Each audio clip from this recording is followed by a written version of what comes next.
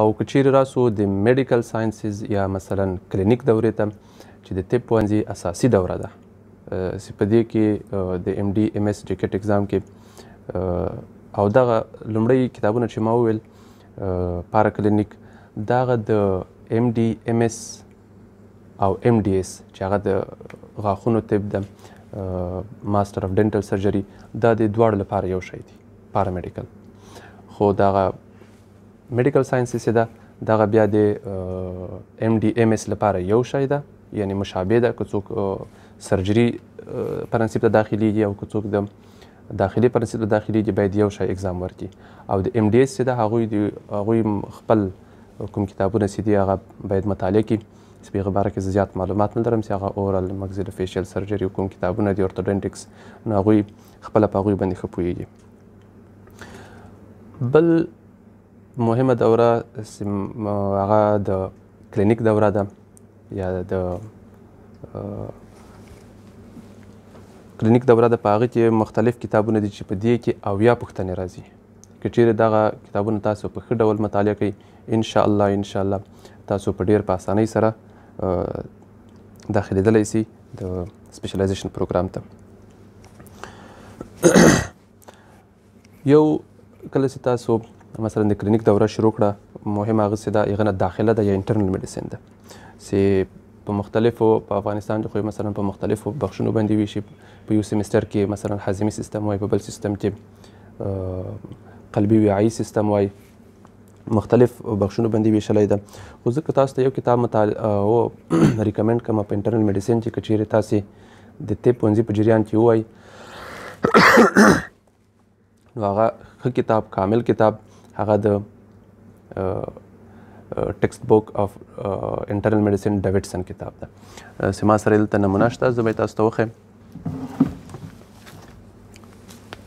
دغه ډیوډسن پرنسپل پریکټس اف میډیسن چې په دې کې ټول بخشونه چې هغه مثلا کارډیولوژي ده نفرولوژي ده ګاسټروانټرولوژي ده ډیابیټ هم ټول بخشونه پکې شته چې تاسو ته مثلا که چیرې تاسې د میډیکل سکول په جریان کې وخت تر اخره پورې حتی وروسته هم تاسو ته په کار راځي نو دغه ده او که چیرې دغه مثلا تاسو نسئ پیدا کولی یا تاسو لاسرسی نه ورته لرئ نو تاسو ته زه د انعام دانش انټرنل میډیسن کتاب ډېر بهترین کتاب ده هغه که تاسو مطالعه کوئ ډېر به ښه او په هغه انعام دانش کتاب کې هم نفرولوژي او لیور اینډ بیلیری سیستم ډېر په روان او په اسان ډول تشریح شوي دي. بله د کلینیک دورې کې مهم او اساسي کتاب چې ده هغه سرجري ده په سرجري کې تاسو باید د خپلو چپټرونو یا د خپلو کتابونو سره یو ځای کوم کتاب مطالعه کړئ ډېر اساسي بهترین کتاب چې هم تاسو ته په پوهنتون په جریان کې ډېره ګټه کوي تاسو ښې نمرې ورباندې اخیستلی شئ او هم له پوهنتون څخه وروسته هغه د عبدالوهاب ډوګر کتاب ده عبدالوهاب ډوګر جنرال سرجري او سیسټمیک سرجري ما سره دلته نمونه شته زه به یې تاسو ته وښیم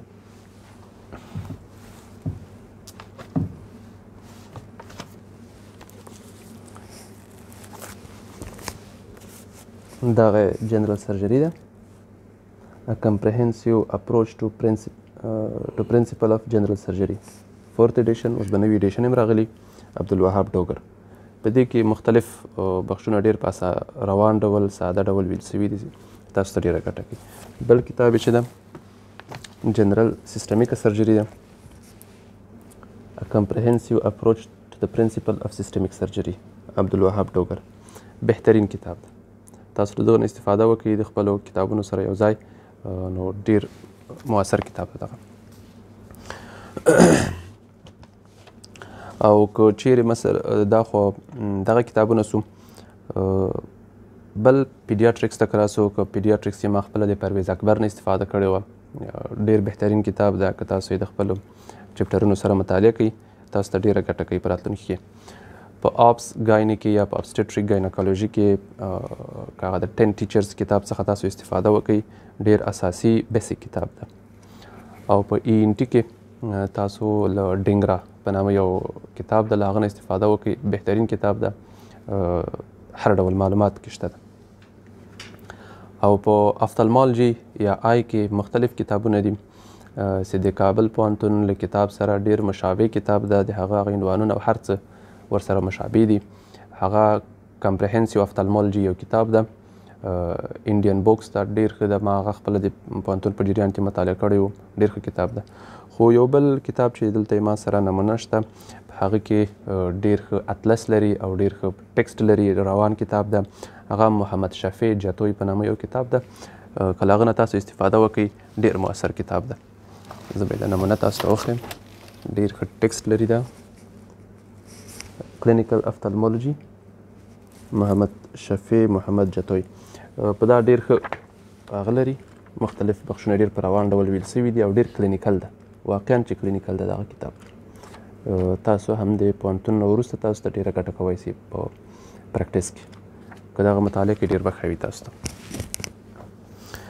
او یو بل مضمون چې مثلا دلته په MDS JCAT اگزام کې نشته، خو ما خپل هلته مطالعه کړی و، هغه موږ او تاسې پریونټیو میډیسین یا صحت عامه یا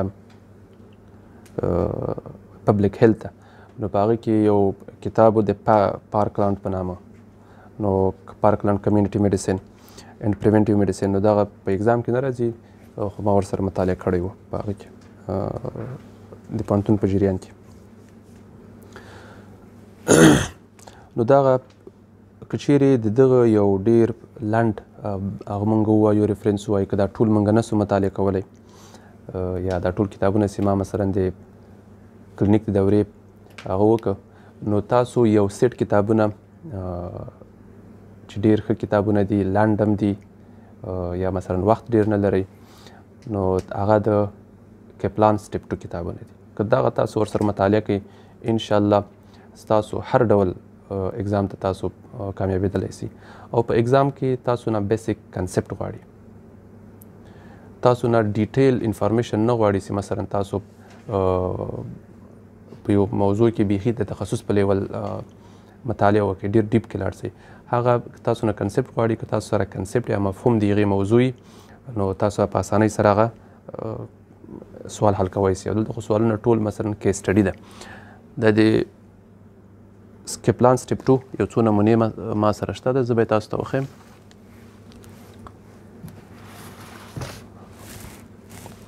پیډیاټریکس USMLE سټیپ 2 سیکا. سیکا نه مطلب شي د کلینیکل نالج لیکچر نوټس.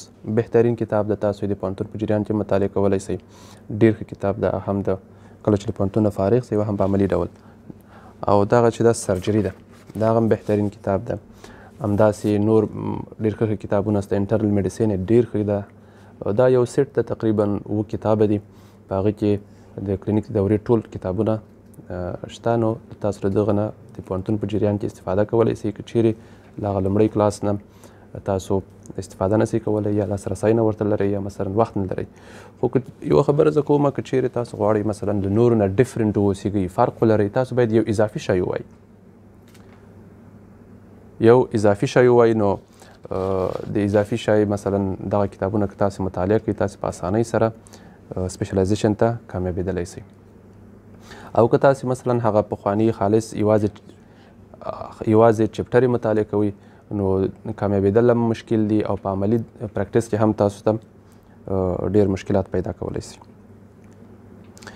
نو دغه سوه هغه د محصلینو لپاره یا د میډیکل سټوډنټ لپاره ریفرنسونه چې ډېره اوږده دوره ده د طب پوهنځي، او که په دغه اوږده دوره کې تاسو یو ښه پلان ګزاري وکړئ، نو انشاءالله په اسانۍ سره کامیابېدلی سئ طب پوهنځي ته. زه یو بل نن سبا چې د ټکنالوژي دوره ده او د کمپیوټر او انټرنیټ دوره ده، ټول هغه څه چې مثلا په نوره دنیا کې شته، که چیرې تاسو وغواړئ د دغه طب پوهنځي په دوره کې تاسو ووایئ، نو هغه زه تاسو ته ریکمنډ کوم د ډاکټر نجیب ویډیو لیکچر. بهترین لیکچرې دي، ډېرې ښې لیکچرې دي. تاسو که مطالعه هغه وګورئ، ډېرې ښې لیکچرې دي. هم امبریولوژي نه ونیسه، خصوصا په بیسیک میډیکل ساینس کې امبریولوژي نه ونیسه، اناټومي، پاتالوژي ډېر بهترین هغه دي. د هغه د ادرس په باره کې باید زه ووایم، په کابل کې په جوی شیر کې پیدا کیږي، او په پېښور کې پیدا کیږي، او په لاهور کې هم پیدا کیږي. او که چیرې مثلا تاسو غواړئ چې دغه ټولو ته لاسرسی نه لرئ، تاسو خپله د هغه ممبرشپ په $15 باندې لایف لانګ ممبرشپ اخیستلی سئ د ټول عمر لپاره تاسو هغه ویډیوګانې کتلی سئ. بهترین هغه د لیکچر دی هغه او په څنګ کې ورسره یو دوه هغه دي سایټونه دي چې هغه په یوټیوب کې دي ویډیوګانې ورکوي ډېرې بهترینې ویډیوګانې ورکوي. یو چې د هغه د ارمانډو په نامه ده آرمانډو ARMANDO که چیرې دغه وګورئ ډېرې ښې په لاس باندې مختلف کنسپټس د بیسیک میډیکل ساینس او د کلینیکل میډیکل ساینس مختلف کنسپټونه یې ډېر په ښه ډول تشریح کړي دي. او یو د ازموزس په نامه هغه دي یو یوټیوب چینل ده چې په هغه هم تاسې مطالعه کولی شئ. د دې ازموزس اکثریت ویډیوګانې مثلا هغه په پیسو باندې اخیستل کېږي. تاسو باید یو څه هغه ورته وکړئ خو ډېرې ویډیوګانې مثلا تاسې هغه فری هم ډاونلوډ کولی شئ ځان ته. نو دغه سوه د طب پوهنځي هغه اساسي دوره چې د 7 کالو دوره ده 7 کالو نه تر 6 کالو پورې دوره ده. که چیرې تاسې په مؤثره توګه استفاده کوئ نو انشاءالله زه هیله لرم ستاسې په اسانۍ سره طب پوهنځي ته د سپیشلایزیشن ته کامیاب سئ. او لکه څرنګه چې مثلا موږ تاسو په افغانستان کې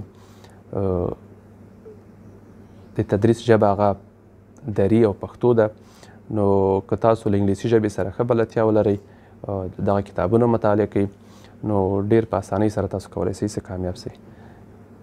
نو دغه هغه څه ما د سفر یو لنډیز و د 7 کالو که څه هم اوږد و نو تاسو سره مې شریک کړم.